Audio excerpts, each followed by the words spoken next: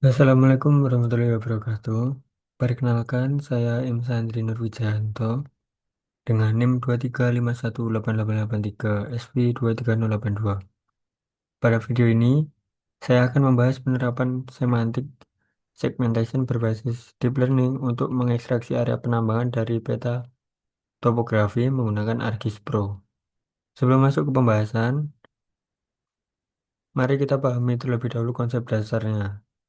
Menurut Putra dan Utomo, tahun 2024, Geospatial Artificial Intelligence atau GeoAI merupakan teknologi yang mengkombinasikan GIS, AI, data mining, dan komputasi tingkat tinggi untuk mengekstraksi dan mengolah spasial big data. Oke, salah satu aplikasi GeoAI yang berkembang pesat adalah segmentasi semantik ya, atau semantic segmentation. Berbeda dengan klasifikasi biasa yang hanya memberikan label pada seluruh gambar, semantic segmentation melakukan deteksi objek hingga level pixel, sehingga menghasilkan output yang sangat detail dan akurat. Dalam praktikum kali ini, saya menggunakan semantic segmentation untuk mengidentifikasi dan mengekstraksi area penambangan dari peta topografi historis. Baik, di sini saya akan menampilkan pada langkah kerja saya. Ya, mungkin dari diagram alirnya. Yang pertama itu setelah membuat project dan add data pengaturan simbologi, maka kita akan mengolah yaitu dengan tiga tahap. Yang pertama yaitu export training data, di mana kita menyiapkan data training dengan menandai area penambangan pada peta topografi menggunakan tools export training data for deep learning. Oke, yang kedua yaitu model training. Ya, di sini dengan cara melatih model deep learning menggunakan algoritma UNet dengan tools train deep learning model. Oke, untuk mengenali pola dan karakteristik visual area penambangan, itu adalah fungsi dari train deep learning tadi ya. Baik, yang ketiga yaitu inference. Ya, inference ini menerapkan model yang telah dilatih untuk mengklasifikasikan setiap pixel pada peta topografi baru menggunakan tools classify pixel using deep learning. Ya, sesuai dengan metode atau tiga metode ini, langkah pengelolaannya dimulai dengan tahap ya tadi yang pertama yaitu training data. Di sini menggunakan tool export training data for deep learning. Oke, hasilnya adalah mungkin agar lebih jelas kita masuk ke langkah kerja yang ini ya. Ya, di sini yang deskriptif.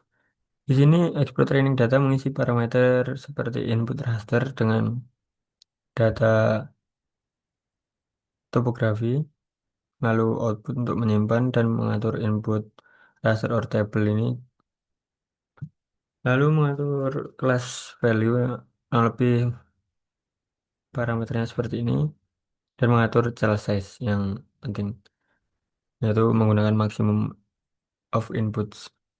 Ya, hasilnya adalah dataset training yang terdiri dari image, chip, chip, image chip, dan label max, ya, yang siap digunakan untuk melatih model deep learning.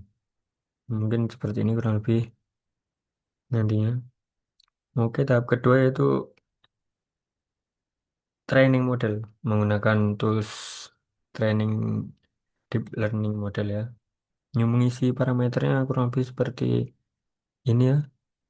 Mengisi input training data, lalu output, lalu model tipenya yaitu UNet.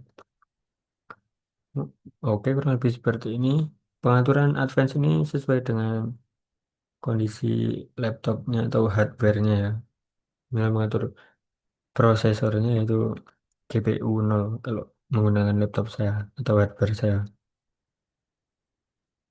Oke, sebelumnya saya akan menjelaskan dulu kenapa unit dipilih, ya karena arsitektur yang sangat cocok untuk semantic segmentation. Oke, menurut Bimanjaya dan kawan-kawan tahun 2021, unit memiliki struktur encoder-decoder yang memungkinkan model untuk menangkap konteks global sekaligus mempertahankan detail spasial. Proses training ini membutuhkan waktu yang cukup lama, ya ini pengolahan train deep learning model tergantung kompleksitas data dan spesifikasi hardware yang digunakan. Mungkin nanti hasilnya seperti ini ya, unit, maka akan ada modelnya di dalamnya. Mungkin akan saya tampilkan nanti lebih jelas di lampiran. Tahap terakhir yaitu ini ya, mengolah menggunakan classify, mengklasifikasi peta topografi menggunakan tools classify pixel using deep learning. Mungkin mengisi parameternya seperti ini ya. Oke, langsung saja dilanjutnya. Ini nanti adalah hasilnya. Mungkin hasil. Oke, selanjutnya yaitu kita akan membuka pada ArcGIS Pro-nya ya. Kita mulai melihat dari yang KY terlebih dahulu ya, mungkin pengolahan yang KY. Di sini saya menggunakan KY William 710018. Hmm, ini adalah hasil classify.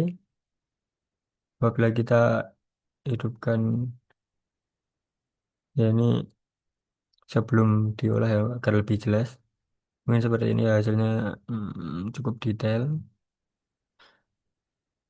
Mungkin pada KY William ini model menunjukkan performa yang konsisten ya dalam mengidentifikasi area penambangan.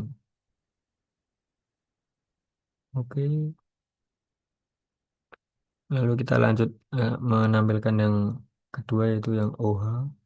Jadi kita matikan dulu yang kayu. Oke, ini adalah hasil yang kedua yaitu menggunakan OH Classify yang Marx Brook tahun 2002. Bukan tahun, maksudnya nomor 225684. Oke, mungkin hasilnya seperti ini ya. Kurang lebih jika ingin lebih jelas maka aktifkan AI dan DNI, maka hasilnya seperti ini ya. Dari sini terlihat pada pengolahan OH Mars Group ini model berhasil mengidentifikasi area penambangan dengan akurasi yang tinggi ya. Dapat melihat area yang terdampak penambangan dibedakan dengan warna yang berbeda ya. Di sini mungkin seperti ini maksudnya. Ini di sini lebih lebih apa ya? Ada kosongnya begitu ya. Hasil dari classify. Oke, dari hasil yang diperoleh dapat menganalisis beberapa aspek pentingnya di sini. Dimulai dari yang pertama adalah akurasi model. Ya, model unit di sini menunjukkan performa yang sangat baik ya dalam membedakan area penambangan dari area non penambangan. Hal ini terlihat pada kemampuan model dalam menangkap detail-detail kecil. Ya tadi terlihat dengan jelas ya. Lalu yang kedua adalah konsistensi. Model ini menunjukkan konsistensi yang baik ketika diterapkan pada dua lokasi. Tadi sudah terbukti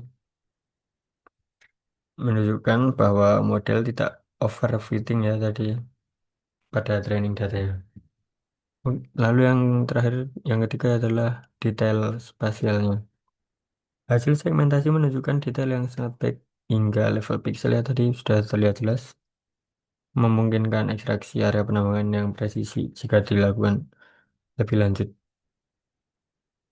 Oke, lalu penggunaan deep learning untuk segmentation ini memiliki beberapa keunggulan. Keunggulan yang pertama yaitu akurasi tinggi ya. Jelas tadi mampu mengidentifikasi objek dengan presisi tinggi hingga level pixel. Lalu yang kedua adalah skalabilitas atau dapat diterapkan pada area luas dengan efisien. Lalu yang ketiga adalah otomatisasi, yaitu mengurangi kebutuhan interpretasi manual.